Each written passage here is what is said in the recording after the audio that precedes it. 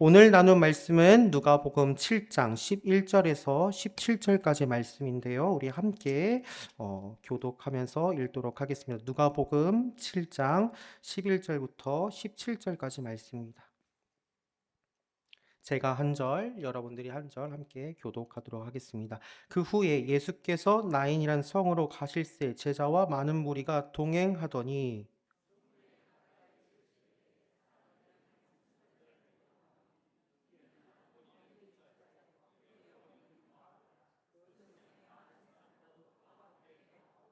주께서 과부를 보시고 불쌍히 여기사 울지 말라 하시고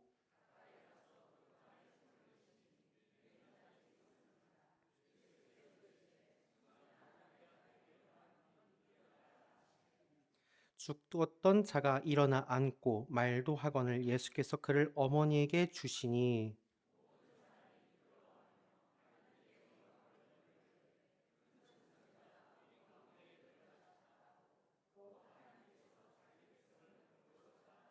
17절 말씀 함께 읽습니다. 예수께 대한 이 소문이 온 유대와 사방에 두루 퍼지니라. 네. 오늘 나눌 말씀은 누가복음 7장 11절부터 17절까지입니다. 과부의 아들을 살리신 예수님의 이야기, 아마 성도님들께서 많이 아시는 그런 본문일 것입니다.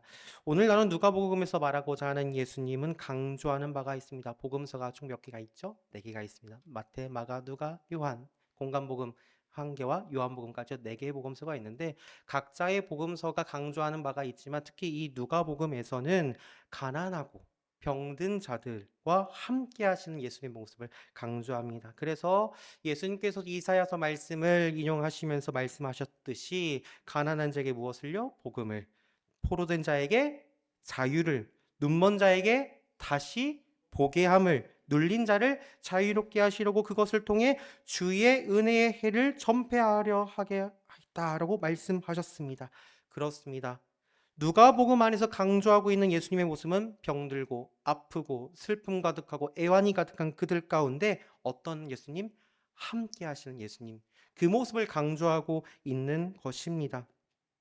그래서 예수님께서 삶의 문제를 해결하시면서 그들이 오랫동안 기다렸던 메시아의 그런 모습을 나타내셨습니다. 누가복음의 그런 흐름 안에서 오늘 본문이 등장합니다. 예수님께서 누구를 위로하시죠? 과부를 위로하십니다. 그리고 죽은 자를 살리십니다. 아들이 죽었어요. 그것을 지켜만 보는 어머니입니다. 어미를 따라 장례 행렬이 이뤄지고 장례를 치르면서 무리들이 어디로 나갑니까? 성 밖으로 나갑니다. 그 모습이 오늘 지금 나타나는 것입니다.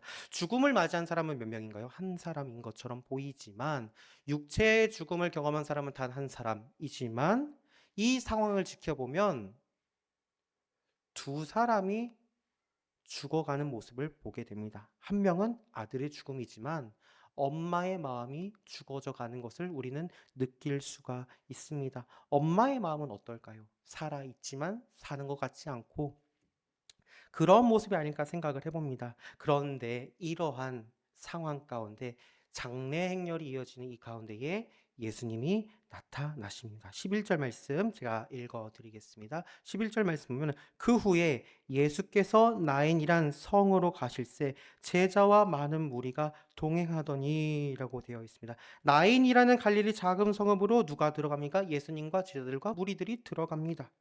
자, 여러분들과 제가 그림을 하나 그려봤으면 좋겠습니다. 작은 마을 나인이라는 이 가운데에 그곳에 들어가는 무리들, 예수님과 제자와 무리가 그곳 가운데 들어가려 하고 성 안으로 들어가려는 자들과 성 밖으로 나가려는 누구죠? 장례 행렬. 그들이 성문 앞에서 만난 것입니다. 두 무리가 만났어요. 어떻게 보면은 그림상 볼 때에 우연한 만남, 우연히 그냥 마주친 두 모임이라고 볼 수 있겠지만 우리가 이것을 영적인 눈으로 보게 된다면 이건 굉장히 대조적인 모습입니다. 누가복음에서 강조했던 예수님의 모습은 뭐였죠? 병든 자를 고쳤어요. 치유하셨어요. 역사가 나타났어요. 능력이 나타났습니다. 그런 생명의 역사와 치유의 역사가 복음의 능력과 하나님의 놀라운 일하심이 이뤘던 생명의 무리가 성 안으로 들어오고 있고 한 사람과 그 한 사람의 죽음으로 마음까지 빼앗아 가려 했던 죽음의 무리가 만난 것. 영적인 두 무리가 지금 이 성문 앞에서 만났다라는 것을 볼 수 있습니다. 정반대의 모습과 정반대의 그룹이 딱 만난 것이죠. 여러분, 이 장면을 생각하면서 어떤 생각이 드십니까? 팽배한 기싸움이 느껴집니다. 사람의 목숨을 빼앗은 힘과 사람을 고치고 치유하고 놀랍게도 그를 일으켰던 그 역사가 만나 보이는 것입니다. 사랑하는 성도 여러분, 우리가 분명하게 기억할 것이 있습니다. 인간의 삶과 세상 가운데는 분명한 영적 존재가 있습니다. 이 영적 세계 속에서 사람은 살아간다라는 것입니다. 한 사람의 삶을 지배하는 영적 존재가 누구냐에 따라 그 사람은 행복할 수도 있고 평생을 괴로움과 슬픔과 애환 가운데 살 수 있다라는 것이죠. 사랑하는 성도 여러분, 하나님의 그 영역 안에 들어가 생명과 기쁨과 행복을 누리는 우리 대연의 모든 성도님들 되시기를 주님의 이름으로 소망합니다. 그렇게 장례행렬 속에 들려진 관 속에 있는 죽은 과부의 아들을 두고서 영적인 기싸움을 하는 듯 보입니다. 그런데 오늘 본문 말씀 보면 예수님이 사람을 살리시는 예수님의 그 일 가운데에 주인공이 예수님과 죽은 아들처럼 보이지만 이 누가복음의 누가가 아주 생생하게 기록한 표현들을 보면요, 죽은 아들의 포인트가 있지 않습니다. 본문을 한번 보시면 이렇게 되어 있습니다. 7장 11절부터 성경을 쭉 보시면 이제 이 죽은 아들에 대한 표현이 어떻게 되어 있느냐 보면은 2절에 이렇게 되어 있습니다. 12절에 성문이 가까이 이를 때에 사람들이 한 죽은 자를 메고더니 한 죽은 자는 누구의 독자요? 한 어머니의 독자요. 그의 어머니는 또 누구예요? 과부예요. 그러면 지금 포커스가 아들에게 가 있나요? 엄마에게 가 있나요? 엄마입니다. 과부. 그 엄마에 대해 지금 초점을 두고서 이야기를 하는 것입니다. 그러니까 오늘 본문 말씀 통해서 나누고자 하는 것은 무엇이냐면요, 이 과부인 어머니에 대해 초점을 두고서 얘기를 하면서 엄마에게 남겨진 그 괴로움에 찾아오신 예수님을 말하는 것입니다. 한번 상황 속으로 들어가 봤으면 좋겠습니다. 이름도 몰라요. 이 여인에 대해서 이름조차 기록되어 있지 않습니다. 그런데 남편 없이 살았어요. 그렇게 평생을 남편 없이 살았는데 하나밖에 없는 아들이 어떤 이유인지 모르겠지만 지금 생을 마감을 했습니다. 그 엄마의 심정은 어땠을까요? 비참합니다. 왜요? 아들 하나 보고 자라왔는데, 아들 하나 보고 좀 살아왔는데, 그렇게 아등바등 보면서 악착같이 살아왔는데 그 아들마저 그렇게 돼버렸습니다. 여러분, 이런 과부의 비참하고 애통하고 마음이 찢어지는 그런 상황이 우리의 삶 가운데도 분명 있을 것입니다. 사랑하는 성도 여러분, 정도는 다르고 상황은 다르지만 사람은 누구나 마음의 문제를 안고 살아갑니다. 상황도 다르고 정도는 다르지만 마음 한가운데 나를 억누르고 있는 슬픔의 문제, 그런 슬픔이 분명 있으실 것입니다. 인생의 가장 비참한 순간이 혹시 있으셨나요? 그 인생 가운데 생각조차 하기 싫은, 그때만 생각하면 소름이 끼치고 그저 잠이라도 푹 자면서 잊어버리고 싶을 그런 상황이 여러분도 혹시 갖고 계신가요? 아마 그런 생각이 드실 것입니다. 아, 이런 상황이 나에게도 펼쳐졌구나. 이게 나에게도 이런 일이 일어나는구나.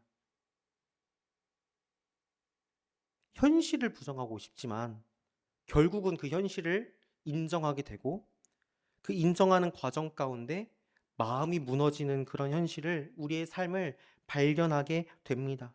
사랑하는 성도 여러분, 이 자리에 나오시기까지 한 주간 어떤 일이 있으셨습니까? 살아오시면서 마음 가운데 혹시 평생 가운데에 남겨진 혹시 괴로움이 여러분들 삶 가운데 갖고 계십니까? 그렇다면 오늘 이 말씀을 통해서 회복과 부흥과 치유의 역사가 나타나시길 주님의 이름으로 간절히 소망합니다. 이 본문을 보면은 이런 상황 가운데 있는 어머니에게 예수님께서 이렇게 말씀하십니다. 13절 말씀 제가 읽어드리겠습니다. 주께서 과부를 보시고 불쌍히 여기사 울지 말라 하시고, 이름도 모를 그 홀로 된 여자에게 다가가셔서 하시는 그 예수님의 한마디는 무엇이냐? 울지 말라, 울지 말라 였습니다. 사랑하는 성도 여러분, 이것은 단순히 사람의 말 정도의 그런 차원이 아닙니다. 사람이 말하는 이 울지 말라는 말은 위로는 해줄 수 있지만 그 능력은 없습니다. 그러나 예수님께서 말씀하신 이 울지 말라 이 말에는 무엇이 있습니까? 사람을 살리는 능력이 있었습니다.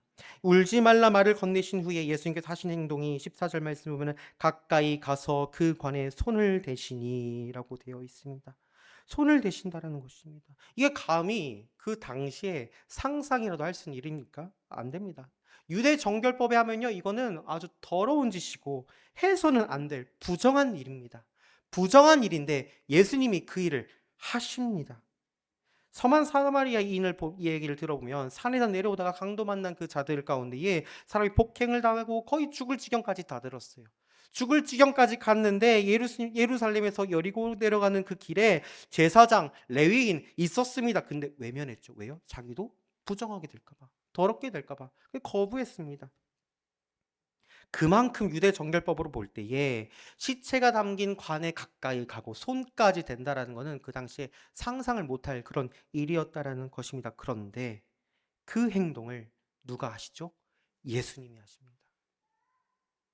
사랑하는 성도로 누가는 지금 이걸 강조하고 있는 것입니다. 예수님께서 울지 말라 말하시고 나서 하신 그 행동, 그것은 무엇이냐?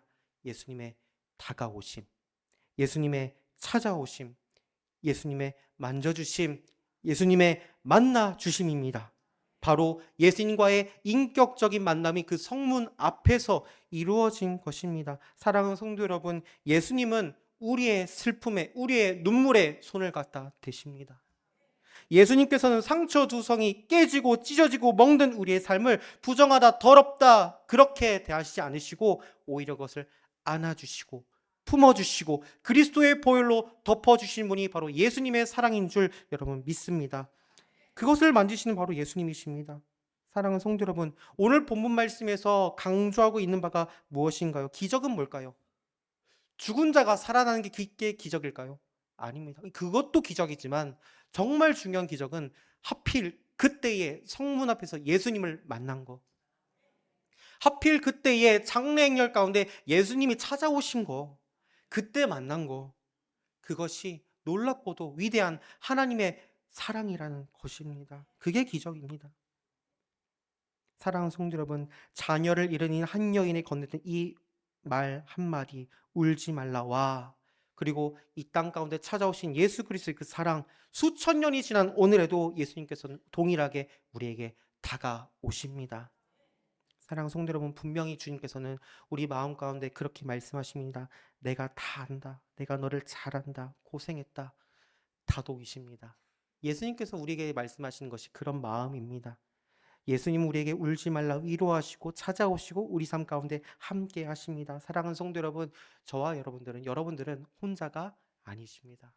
예수님의 사랑이 듬뿍 채워진 그런 사랑 입은 사람들입니다. 바라옵건대 슬픔 가운데 찾아오시는 예수님의 사랑을 경험하고 체험하는 저와 여러분들 되시기를 주님의 이름으로 소망합니다.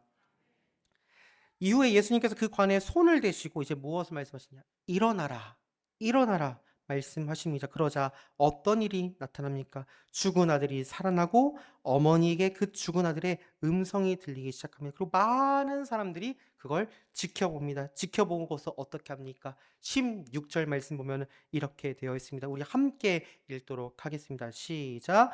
모든 사람이 두려워하며 하나님께 영광을 돌려 이르되 큰 선지자가 우리 가운데 일어나셨다 하고 또 하나님께서 자기 백성을 돌보셨다 하더라 라고 되어 있습니다. 두렵고 하나님께 영광을 돌린다, 두렵고 떨림으로 하나님을 바라보는 경외함으로 하나님께 나아가는 주의 백성들의 모습이 나타난다는 것입니다. 그런데 정말 중요한 것이 있습니다. 17절 말씀 보면은 예수께 대한 이 소문이 온 유대와 사방에 두루 퍼지니라라고 되어 있습니다. 예수님에 대한 이 소문이 퍼진다라고 할 때에 소문이란 단어가 보통 헬라어로 다른 이제 성경에서는 페메라는 헬라어가 쓰이는데 요 오늘 나눈 본문 말씀에서 나오는 이 소문이라는 단어는 헬라어가 다른 게 쓰입니다. 그 다른 게 뭐냐? 바로 로고스입니다. 로고스예요. 예수에 대한 소문이 퍼진다고 했을 때에 이 여기서 오늘 본문에서 나오는 이 단어 소문은 원어로 볼 때는 어떤 단어냐? 로고스입니다. 로고스가 뭐죠? 말씀입니다. 말씀이 퍼져 갑니다. 그렇습니다. 사랑하는 성도 여러분, 예수님은 이 사건을 통해 말씀으로 우리 삶 가운데 깊숙이 다가오신 자기 자신을 보이셨고, 말씀으로 오신 예수님 우리가 만날 때 우리의 상처와 우리의 고통과 애환과 눈물은 말씀의 역사로 나타나는, 말씀이 삶이 이루어지는 능력의 역사로 나타납니다. 우리의 얘기가 퍼질 때 그 이야기를 통해서 나의 삶의 모습을 통해서 많은 사람들이 뭘 보게 됩니까? 주의 말씀을 경험하게 됩니다. 요한복음 1장 14절 말씀 제가 읽어드리겠습니다. 말씀이 육신이 되어 우리 가운데 거하심에 우리가 그의 영광을 보니 아버지의 독생자의 영광이요 은혜와 진리가 충만하더라. 네, 사랑하는 성도 여러분, 예수님께서 과부에게 말을 건네고 예수님께서 관에 손을 대시며 상상할 수 없는 그 일을 행하시며 예수님께서 낮고 낮은 슬픔이 있는 죽은 자에게 다가가시며 예수님께서 그렇게 우리 가운데 거하십니다. 말씀이 육신이 되어 이 땅에 오신 예수 그리스도, 그 예수님을 만날 때 우리의 이야기는 소문을 넘어 말씀이 삶이 되는 이야기가 될 줄 믿습니다. 상처를 회복하시는 그 하나님의 사랑이 내 안에 경험되어지면 그 경험은 말씀이 이루어지는 삶이 됩니다. 그러면 우리가 이 말씀을 그냥 위로받고 끝나는 것이 아니라 보다 적극적으로 살아낸다면 어떻게 적용을 해야 될까요?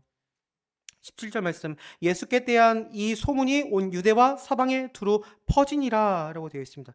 슬픔을 지닌 자의 이야기가 퍼지고, 슬픔이 회복된 자의 이야기가 퍼지고, 회복과 부흥의 역사를 경험한 자들의 이야기가 퍼질 때에 세상이 나의 이야기를 듣고 주의 말씀을 경험하는 것, 그걸 통해서 예수님을 보게 되는 것. 사랑하는 성도 여러분, 우리의 삶의 회복과 부흥은 다른 누군가를 치유하는 능력이 될 줄 믿습니다. 제가 이제 부산 대연교회 오고 나서 정말 행복하게 이제 사역을 하고 있는데, 한 가지 제가 이 부산에 오면서 정말로도 좋았던 거, 은혜와 감사의 거리가 있습니다. 그게 무엇이냐면은 저희 아이가 이제 지난주 몇 주 됐습니다. 일찍 조금 태어났어요. 정말 성격이 저 닮아서 급해가지고 막 발버둥치다가 먼저 나왔습니다. 그럴 때에 감사한 것이 몇 가지가 있었습니다. 일단은 좋은 병원을 만난 거, 대처가 가능했던 거, 그리고 좋은 성도님들 가운데 좋은 공동체에 함께 할 수 있다라는 거 너무나도 감사했어요. 그런데 이게 참 감사했지만 그 상황에 딱 다다랐을 때 아빠가, 저도 처음이니까 애가 처음이니까 얼마나 힘들어요. 이게 그냥 아파가지고 병원 갔는데 갑자기 입원한다 하고 갑자기 애 난다 하니까 안 되는 거예요, 제가. 그래가지고 막 당황한 마음을 갖고서 있었습니다. 그럴 때에 이제 병원에서 이제 출산을 하고 이제 하신 말씀이 있었어요. 이제 이런 상황이 있었고 물티슈는 사오고 아기용 기저귀를 사와라. 근데 아기가 조금 하니까 조그만한 용의 그 신생아용보다 좀 더 작은 이제 이른둥이용 기저귀를 사와라라고 해가지고 사러 갔습니다. 이 마트에 갔는데 기저귀를 사러 가니까 기저귀가 없는 거예요. 그 있고 있다라는 그 모든 그 이마트에 갔는데도 없고, 롯데 하는 그 롯데마트에도 갔는데 이마트에도 없고 롯데마트에도 기저귀가 있어요, 없어요? 없어요. 근데 어디엔 있어요? 쿠팡엔 있더라고요. 그래서 쿠팡에 주문하려고 기저귀를 이제 사려고 딱 주문했는데 이게 도착을 언제 합니까? 보통 로켓으로 되는데 로켓이 안 되고 다음 주에 온다라는 거예요. 그러니까 이제 당황해가지고 기저귀 이마트에도 없지 롯데마트에도 없지 쿠팡은 로켓도 안 되다 그러지. 그러니까는 제가 어땠습니까? 마음이 아프다 안 아프다? 아프다. 그래서 어떻게 했어요? 제가 전화를 했죠. 선생님, 이게 지금 기저귀를 살라 왔는데 이마트에도 있고 롯데마트에도 있고 쿠팡에도 다음 주에 온대요. 라고 간호쌤한테 얘기를 하니까 간호쌤이 아이고 안 되겠네. 이웃집 아까 빌려야겠네. 이러는 거예요. 그래서 옆집 아이 거 빌려서 기저귀를 빚내서 살았고 제가 2배를 사다 놨습니다. 다시 갚아달라고. 그런데 그 기저귀를 살 때 마트에서요 주저앉고 울었어요. 그때 어떤 마음이 들었냐? 아, 이 기저귀도 은혜였구나. 누군가에게는 평범한 기적이었지만은 정말 내가 이 상황에 다다르고 보니까는 기적이 하나도 하나님께서 정말 주신 은혜였구나. 딱 맞는 기적을 받는 것도 정말 은혜였구나라는 그런 생각이 있었습니다. 그러고 나서 교회에 와서 이제 예배를 드리는데 너무 마음이 어려운 거예요. 그럴 때 그때에 이제 주일 말씀이 목사님께서 주신 말씀이 낙심하지 말라. 정말 심장이 떨어져 나갈 것 같은 그 낙심이었는데 그 목사님께서 담임 목사님께서 낙심은 심장이 떨어지는 거예요. 근데 제목 이런 생각이 드는 것입니다. 정말 낙심될 것 같거든요. 근데 그때 확신 얻었습니다. 내가 이 대형교회에 온 이유가 무엇이냐? 많은 사람들이 물어봤거든요. 아, 그 말씀을 듣게 하려고 나에게 이 자리에 오게 하셨구나. 하나님께서는 그 생명의 말씀을 듣게 하시고 회복과 부흥을 경험하게 하시려고 감사가 나오게 하시려고 나를 이 대형교회에 보내주셨구나라는 것을 깨닫게 되었습니다. 그런데 이제 이 상황에 대한 걸 얘기를 하고 나서 많은 성도님들과 만나게 되었는데 성도님들이 우리 아도 발싹이래요 막 이러고 2달 일찍 나왔다, 1달 일찍 나왔다. 근데 키가 190이다, 등치가 이만하다. 그런 격려의 말씀을 해주시는데 제가 정말 큰 힘이 되었습니다. 사랑하는 성도 여러분, 그렇다면 저에게 그 말씀을 해주신 성도님들은 안 슬펐을까요? 당황하지 않으셨을까요? 아니요. 당황하셨겠죠, 그 시대 땐. 그런데 시간이 지나고 나니까 그때의 두려움과 고통과 슬픔과 애환이 누군가에게 위로할 수 있는 경험이 되고 그 경험을 통해서 또 한 사람이 회복되고 부흥을 경험하는 그런 말들이 될 줄 믿습니다. 사랑하는 성도 여러분, 우리는 슬픔에 안고 살아갑니다. 지금 당장의 슬픔이 아프죠, 슬프죠, 애환이 가득하죠. 그러나 그것을 통해서 또 누군가에게 회복을 줄 수 있는 말씀이 된다면 하나님께서 우리를 놀랍고도 위대한 통로로 사용하실 줄 믿습니다. 사랑하는 성도 여러분, 슬픔 가운데 계십니까? 울먹이고 계십니까? 울음 가운데 여러분 지금 애통하고 계십니까? 그렇다면 예수 그리스도의 십자가 복음의 능력으로 우리의 슬픔이 기쁨의 찬송으로 변해질 줄 믿습니다. 그래서 우리의 삶이 정말로 슬픔이 떠나가고 기쁨과 하나님을 향한 찬송이 터져나오는 그런 성도의 삶 되시기를 주님의 이름으로 소망합니다. 말씀을 정리합니다. 사랑하는 성도 여러분, 진짜 기적은 예수님을 그 자리에 만난 거, 성문 앞에서 예수님을 만난 거, 그리고 그 만남을 통해서 나의 상처가 회복이 되고 부흥이 되어서 또 다른 지체를 향해서 회복을 줄 수 있는 통로로 내가 말씀이 삶이 되는 그 능력을 경험한 거. 그게 은혜입니다. 사랑하는 성도 여러분, 우리는 이제 더 나아가 우리의 상처와 아픔을 회복되는 것을 넘어서 이제 누군가의 아픔을 위로하는 그런 삶을 살아내시기를 주님의 이름으로 소망합니다. 예수님을 만난 거, 예수님을 따르는 거, 예수님을 믿기로 결단하고 사는 거, 여러분, 그것이 은혜입니다. 이 은혜를 회복하며 나아가는 저와 여러분들 되시기를 주님의 이름으로 소망합니다.